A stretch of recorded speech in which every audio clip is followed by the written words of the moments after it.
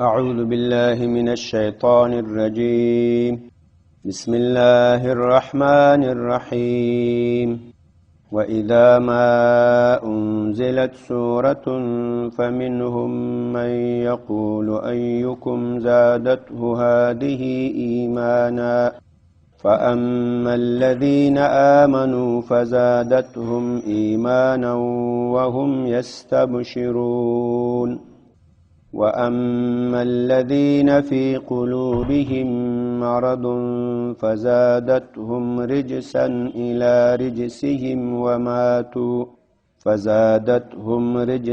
إلى رجسهم وماتوا وهم كافرون أولا يرون أنهم يفتنون في كل عام مرة أو مرتين ثم لا يتوبون ولا هم يذكرون وإذا ما أنزلت سورة نظر بعضهم إلى بعض هل يراكم من أحد ثم انصرفوا صرف الله قلوبهم بأنهم قوم لا يفقهون بسم الله الرحمن الرحيم سورة التوبه آیت نمبر 140 د دې آیاتونو مناسبت په دې ځای کې په دې طریقه باندې ده.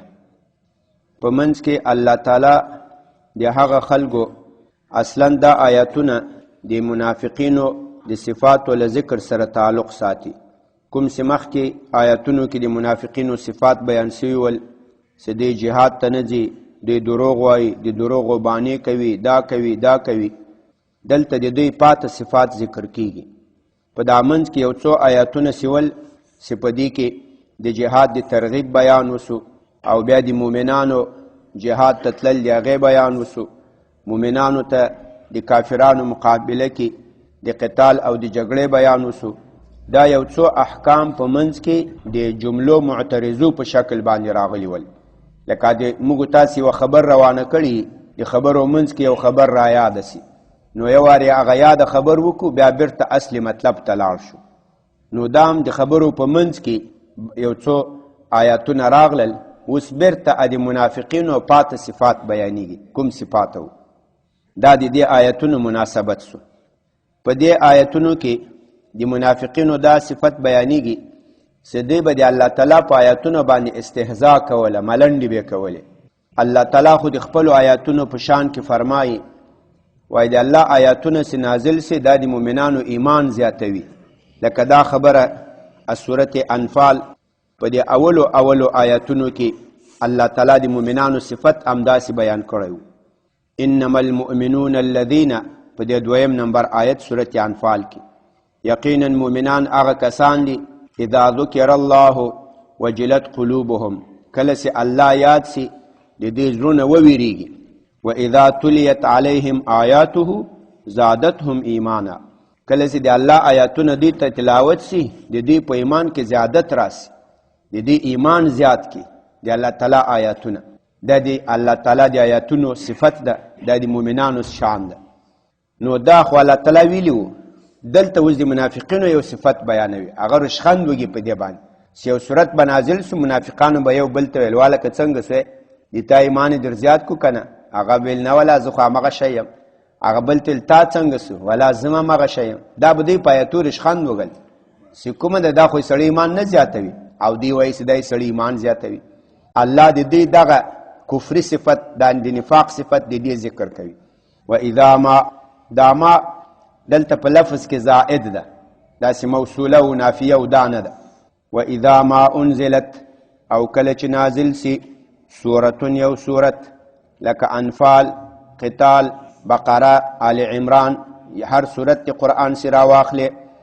نو کله چې نازل سي یو سورت قرآنی فمنهم، نو دی منافقانو کې فمنهم لدوینا من بعضی کسان وی یقولو دی وی یو بلتا ایوکم کم یو دی تاسو دی زادت ہو سے زیاد کڑی وی دتا هذه دغ صورت ایمانا ایمان. و اذا ما وقتی که انزلت نازل شود سورتون یک سورت فمنهم پس بعض از منافقا من آنانی استن یقولو یا میگن ایکم کدام یکی از شما است زادته که او را زیاد کرده هذه این صورت ایمانا ایمانش این صورت چه ایمانش زیاد کرده کی است یکی از دیگه تو پرسش میکنن یو لبل نه دا تپوسونه کوي دې صورت چا ایمان ور زیات کو هغه نو بیا دې خو ټول منافقان دي رښتیا ما خو دې ته زیادت نه کوي نو بیا ما ته خو نه ده زیات کړی دا دې په آیاتونو باندې د الله تعالی په خبرو باندې استهزاء او ملنډیو پسخند کوي الله تعالی فرمای الله وی فاما الذين نو هر څه هغه کسان دي آمنو کوم چې ایمان راوړی فزادتهم اوغی ته زیادت کو دې صورت ایمانا ایمان وهم یستبشرون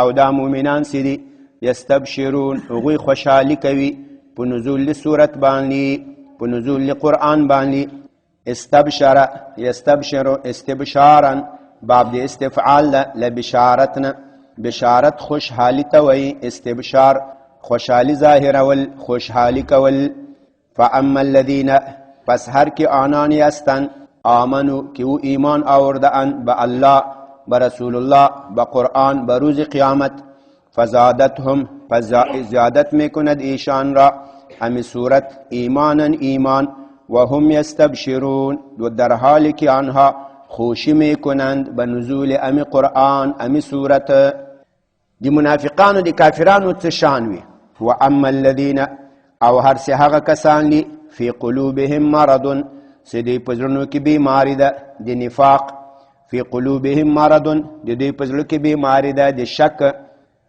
فزادتهم نو زیاتوي دوی لره دا سورت قرآنی رجسن پلیتی شک نفاق ور زیات کی الی رجسهم ادي دې نور نفاق لره مخکنی پلیتی لره وماتو او دی مړشول په داسې حال کې وهم کافرون سدی کافران ول پاسمانی آیاتونو باندې دی لپاره هغه علماو یو مثال ویلی ده چې یو بیناوي او یو ړوند وي اوس تاسې په توره تیاره کې یو چراغ ولګوئ بل چراغ ولګوئ چې څومره دا لیټونه زیاتیږي رڼا زیاتیږي دا د قرآن سورتونه آیاتونه هم همداسې دي داسې څومره زیاتیږي نازلیږي دومره رڼا زیاتیږي نو دا قرآن چې به نازلېدو رڼا به زیاتېده نو صحابه و بلیدل چې د رڼا زیاته سوه صحابه و سترګې خو جوړې وې او یو سړی ړوند وي ته هغو ته یو لیټ ولګوې ورته وایي څنګه چرس هغه وایي زه خو څه شی نه وینم بل لیټ ولګوې بل لیټ ولګوې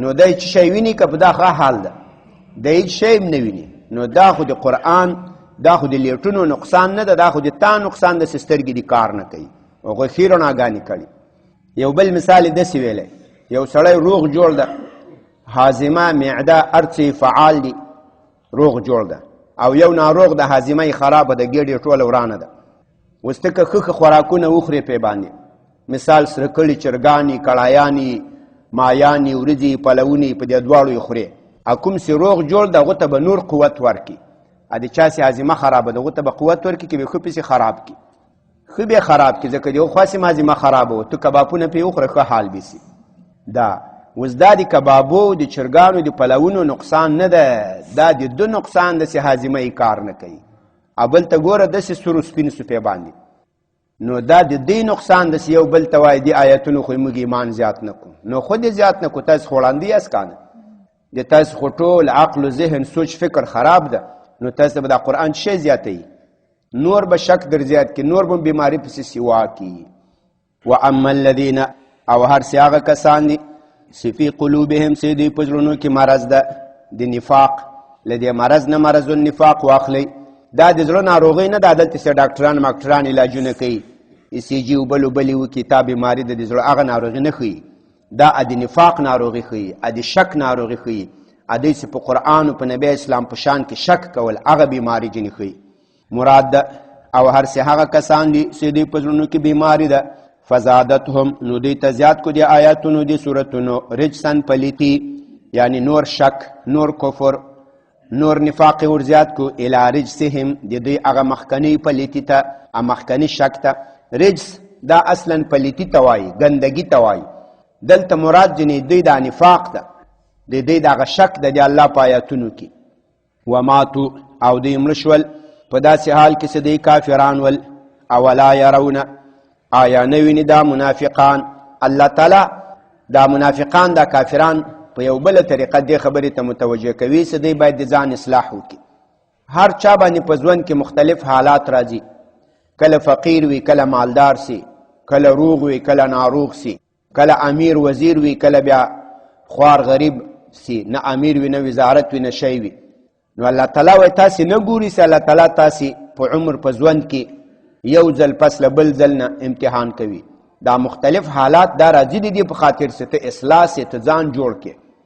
یو حدیث شریف کې راځي وایي مؤمن وایي په دې باندې چې کله تکلیفونه مصیبتونه راسي هغه خپلو عیوبو ته متوجه سي، خپلو نقصاناتو ته متوجه سي. مثال یو مؤمن دی مریض سي، بیمار سي، نو د سره د مرګ سوچ پیدا سي، دی په دې پوه سي چې ولا دا دنیا همیشه نه ده، یو ورځ مرم.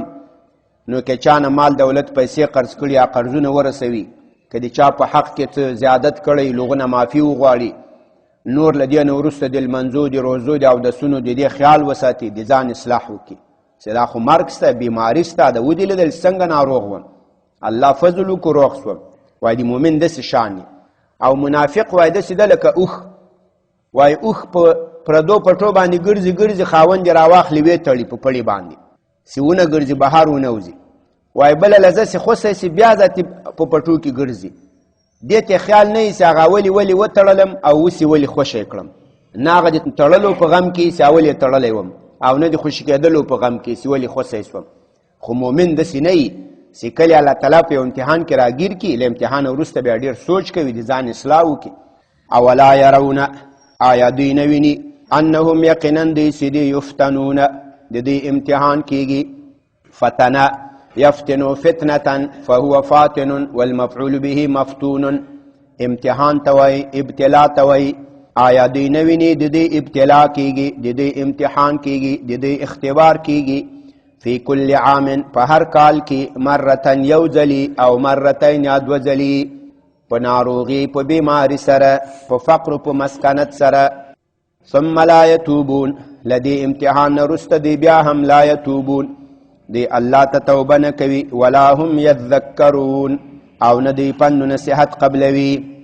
اولا یرون آیا ایشان نمی بینن منافقین انهم یقینا اینها یفتنون امتحان میشه، اختبار ایشان میشه. فی کل عام در هر سال مرتن یک بار او مرتین یا دو بار. ثم لا یتوبون بعض ایشان توبه نمی کنن. ولا هم یذکرون و نه ایشان پند و نصیحت می گیرن. و اذا ما انزلت سورة نظر بعضهم. دا دی منافقینو یو بل صفت وای.